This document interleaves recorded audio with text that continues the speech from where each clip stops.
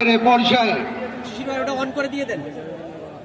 Palestine নিয়ে এবং বিশেষ করে গাজা নিয়ে একটা ডকুমেন্টারি দেখব। এরপরে আমাদের মঞ্চে সম্মানিত যে সকল আমন্ত্রিত অতিথিবৃন্দ আছেন তাদেরকে আমরা মঞ্চে আসার আহ্বান জানাবো। এ পর্যায়ে আসুন আমরা ফিলিস্তিন নিয়ে একটা ডকুমেন্টারি দেখি। 7 অক্টোবর, যে দিনটিকে কেন্দ্র করে বিগত 1.5 বছরে 61,000-এর বেশি ফিলিস্তিনিকে নির্মমভাবে হত্যা করা হয়েছে, যাদের অধিকাংশই নারী এবং শিশু। প্রশ্ন হলো, ইসরায়েলের এই গণহত্যা এবং নির্মমতার ইতিহাস কি 7 অক্টোবরেই শুরু? না, একটু পিছন ফিরে দেখা যায়। সাল 1897, প্রথম জার্নালিস্ট কংগ্রেস।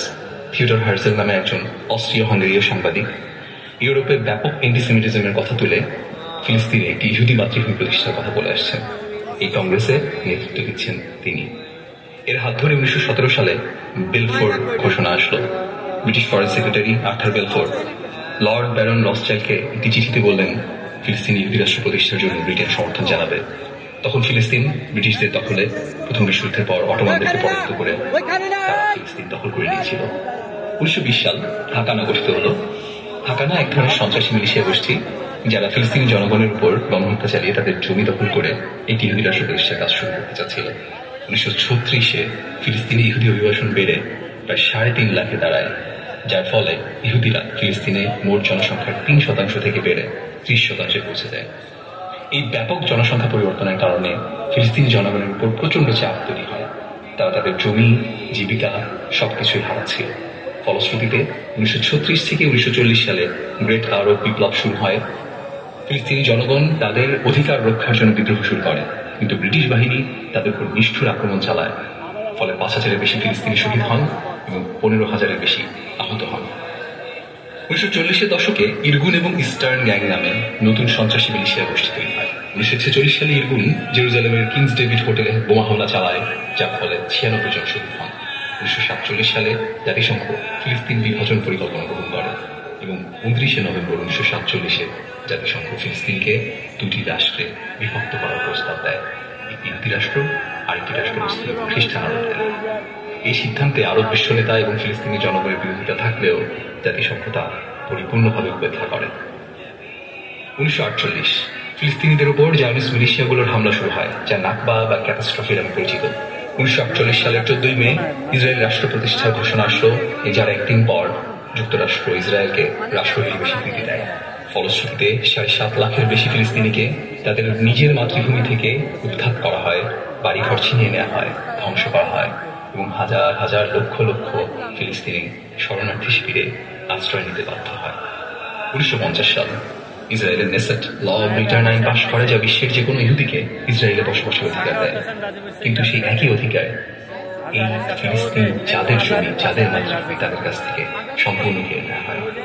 1953 সালে ইসরায়েল গাজার উপর প্রথম বড় আক্রমণ চালায়।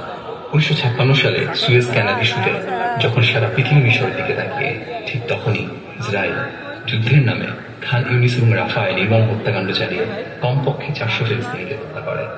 1967 সালে আরব ইসরায়েল যুদ্ধের সময় ইসরায়েল আকস্মিক আকাশ আক্রমণ চালিয়ে প্রায় 20,000 আরবকে হত্যা করে এবং অবৈধভাবে ওয়েস্ট ব্যাংক, পূর্ব জেরুজালেম এবং গাজা দখল করে এবং 4 লক্ষ ফিলিস্তিনিকে ওয়েস্ট ব্যাংক থেকে বের করে দেওয়া হয়। ইসরায়েলি দখলদারের সংখ্যা বেড়ে দাঁড়ায় 6 লাখ। 1982 সালে ইসরায়েল খ্রিস্টান জঙ্গি সংগঠন ফালাঙ্গিস্টদের সাথে জোট বেঁধে বৈরুতের ফিলিস্তিনি শরণার্থী শিবির অঞ্চলগুলোতে হামলা চালায়, যেখানে তারা প্রায় 3,000-এর বেশি ফিলিস্তিনিকে হত্যা করে। 1987 থেকে 1993 পর্যন্ত প্রথম ইন্তিফাদা শুরু হয়, যেখানে ফিলিস্তিনি জনগণ তাদের অধিকার রক্ষার জন্য বিদ্রোহ করে, যা পরে গাজার জাবালিয়া শরণার্থী শিবিরেও ছড়িয়ে পড়ে। ফিলিস্তিনের এই প্রথম বিদ্রোহকে কেন্দ্র করে সহস্রাধিক ফিলিস্তিনি শহীদ হন। এরপর 1993 সালে ইসরায়েল এবং পিএলও অস্ত্র চুক্তি স্বাক্ষর করে, কিন্তু আশার প্রদীপ খুব বেশি দিন টেকে। ঠিক 1 বছর পরেই একজন ইসরায়েলি দখলদার হেব্রনের আল ইব্রাহিমি মসজিদে হামলা করলে সালাতরত 29 জন ফিলিস্তিনি শহীদ হন। 2000 সালের 28 সেপ্টেম্বর অ্যারিয়েল শ্যারন 1000 ইসরায়েলি সৈন্য নিয়ে আল আকসা মসজিদে হামলা করে। এই হামলা ফিলিস্তিনকে নিয়ে ইসরায়েলের দৃষ্টিভঙ্গি পরিষ্কার করে তোলে, যা শুধুই ফিলিস্তিনিদের প্রতি ঘৃণা এবং দখলদারিত্বকে কেন্দ্র করে বিচরণ করছিল। সঙ্গত কারণেই শান্তি চুক্তিগুলো নিয়ে ভ্রুক্ষেপ ছিল না ইসরায়েলের। দ্বিতীয় ইন্তিফাদা শেষে প্রায় 5,000 ফিলিস্তিনি শহীদ হন, যার মধ্যে ছিল 1200 শিশু এবং গুড়িয়ে দেওয়া হয় 5,000-এর বেশি ফিলিস্তিনি ঘরবাড়ি।